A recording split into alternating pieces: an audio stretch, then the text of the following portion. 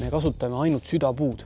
See tähendab, et puu süda jääb alati välispinda ja kogu see puu lõigatakse välja keskosast. Keskosa tegelikult puidu puhul on kõige kallim osa. Nüüd, mis see üldse puidule annab? Puidule annab see selle, et südapuu on alati tihedam, mis tähendab seda, et niiskus väljub sealt aeglasemalt. Pragude osakaal sellises puidus on alati oluliselt väiksem. Nüüd oksakohti on sellises puidus alati oluliselt vähem ja ka vaiku on selles puidus oluliselt vähem. Nüüd, mis juhtub veel selle puidu, kui sa liimid südapuu vastakuti, on see, et puit iseenesest stabiliseerub.